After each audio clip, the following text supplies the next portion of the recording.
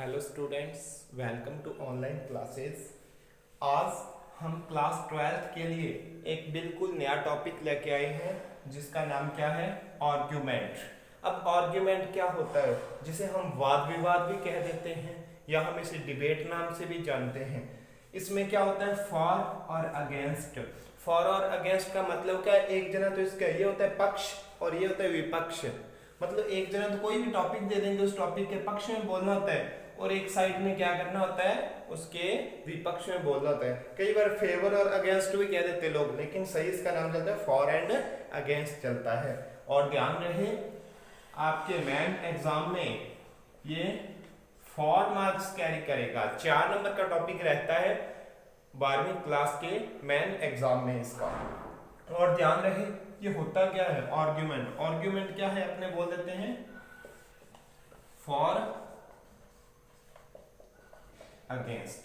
क्योंकि कारण ये है स्टूडेंट्स कि अगर हम किसी चीज को ध्यान से पहले ना समझें, हम क्या करें, इसको डायरेक्ट सीधी एक्सरसाइज स्टार्ट कर दें या हम लिखने का कार्य स्टार्ट कर दें, तो चीज कभी भी अपनी परफेक्ट नहीं हो सकती। तो इसीलिए मैं इसके बारे में थोड़ी डिटेल दे रहा हूँ कि आर्ग्यूमेंट चीज क्या होती है। क्योंकि काफी स्टूडेंट्स ऐसे होते हैं कि जिन्होंने पहले ये कभी चीज नहीं देखी होती, फर्स्ट टाइम फेस कर रहे होते हैं इसको, तो उनके लिए इनको पहले समझें इसको, तो उनके लिए काफी सुविधा रहेगी नेक्स्ट टाइम कि जब इसको पढ़ेंगे तो वो देखेंगे अपनी बुक में जब। अब देखिए आर्ग्यूमेंट क्या होता है, वाद विवाद। इसमें क्या होता है, 2 टीम्स होती है। आपने देखा होगा बहुत सारे स्कूल्स में या जगह जगह प्रोग्राम्स करवाए जाते हैं, इसमें डिबेट होती है कोई या फिर आर्ग्यूमेंट होता है कोई।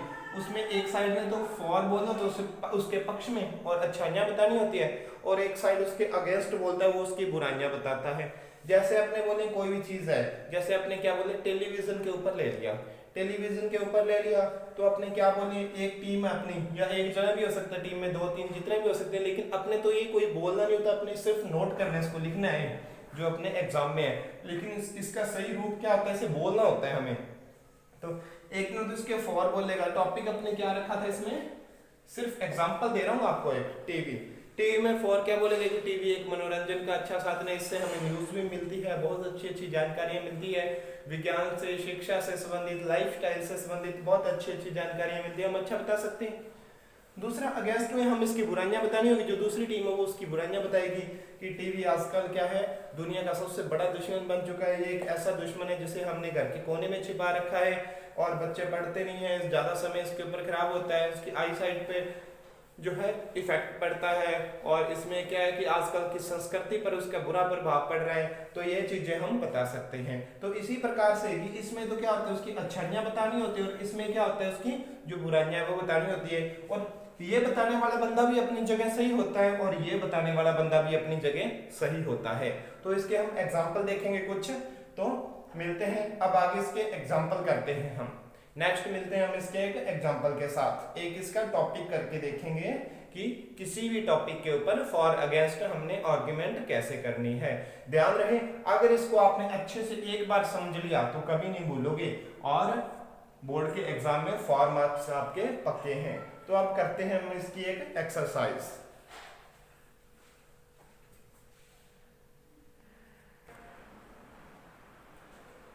तो अब हम आए हैं हमारे आर्गुमेंट के टॉपिक के साथ। जो इसका टॉपिक क्या है, ध्यान से देखिए, डॉवरी। डॉवरी क्या थी, दहेज।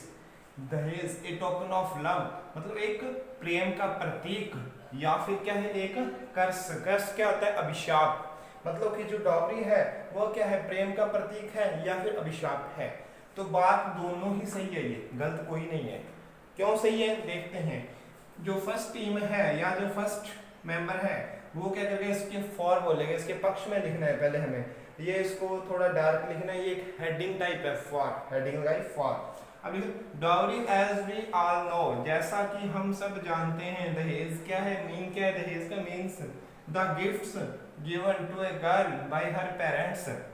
मतलब उसके माता पिता के द्वारा लड़की को क्या दिए जाते हैं, गिफ्ट्स दिए जाते हैं। कब, at the time of her marriage, की जो उसकी मैरिज का टाइम होता है। इट इंक्लूड्स, मतलब इसमें शामिल होता है, इसके अंदर निहित होता है, इंक्लूड होता है शामिल होना, the love of her parents as well as क्या होता है, साथ में, well wishers for her. Well wishers क्या होते हैं? अच्छी कामनाएं करते हैं या अच्छा सोचने वाले, शुभ चिंतक कह सकते हो आप इसे। कि इसमें क्या होता है, लड़की के माता पिता के साथ साथ उसके शुभ चिंतकों का प्रेम होता है उसके प्रति। अब देखिए, दीज गिफ्ट्स हेल्प हर, मतलब ये जो गिफ्ट दिए जाते हैं और वो उसको क्या करते हैं, हेल्प करते हैं उसकी start a new life in a new home, कि मतलब उसने नए होम में जाके एक नए घर में एक नई लाइफ शुरू करनी होती है। तो उसमें जो दहेज रूपी जो गिफ्ट दिए जाते हैं वो उसको बहुत हेल्प करते हैं। This makes her life easy, और इससे क्या होता है, उसकी जो लाइफ है वो आसान हो जाती है, इजी हो जाती है। तो अपने सामने है बात कि मैरिज टाइम लड़की को कुछ गिफ्ट दिए जाते हैं, कुछ सामान दिया जाता है, उससे क्या होता है, नए घर में लाइफ स्टार्ट करने होते हैं तो वो उसके लिए आसान हो जाती है।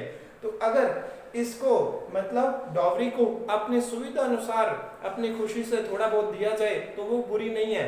मतलब इसका निर्माण हुआ था, जब शुरुआत हुई थी वो तो कुछ अच्छा सोच के ही हुई थी। इसमें वो चीज बताई गई है कि इसके फायदे देख के माता पिता ने डॉवरी देनी स्टार्ट की थी। लेकिन आज उसका एक विकराल रूप बन चुका है जो इन लॉज फैमिली है। इन लॉ फैमिली क्या होता है, ससुराल पक्ष, कि वो क्या करते हैं, इसकी ज्यादा से ज्यादा जब डिमांड करते हैं तो उनके ऊपर वो एक बर्डन बन जाता है। जो उसके पेरेंट्स होते हैं गर्ल के, उनके ऊपर एक बर्डन बन जाता है और यही सबसे बड़ी समस्या है। तो अब अगेंस्ट, मतलब इसकी हेडिंग लगानी अगेंस्ट। अब डॉवरी की बुराइयां बतानी, इसमें बुराइयां क्या है देखिए। Dowry given by one's own wish. Own wish क्या होती है, खुद की इच्छा। यदि किसी की खुद की इच्छा के साथ डॉवरी दी जाए तो मे बी गुड, वो अच्छी हो सकती है। माता पिता अपनी इच्छा से डॉवरी दे तो वो अच्छी है, वो बुरी नहीं है। But the form it has taken, मतलब फॉर्म क्या होती है, रूप की, लेकिन इट हैज टेकन, कि जो फॉर्म आज ये ले चुकी है, form dowry, is really disgusting. अब डिसगस्टिंग क्या होता है, ध्यान से देखिए। डिसगस्टिंग होता है घृणास्पद, मतलब जिसे हम घृणा करें, मतलब इसमें क्या है, घृणा करने लायक, इससे हेट करने लायक हो चुका है, इसका जो रूप हो चुका है।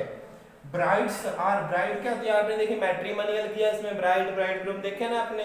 तो ब्राइड क्या होती है, दुल्हन। ब्राइड आर टॉर्चर्ड, मतलब दुल्हन को, लड़की को क्या किया, तो टॉर्चर किया जाता है, प्रताड़ित किया जाता है। एंड समटाइम्स इवन किल्ड, और कुछ समय ऐसे भी होते हैं, कई बार यहाँ तक कि उसको मार भी दिया जाता है। क्यों मारा जाता है, for want of more and more dowry, कि वो मोर एंड मोर, और भी ज्यादा डॉवरी चाहते हैं, इस कारण उसको प्रताड़ित करते हैं और कई बार उसको मार भी देते हैं।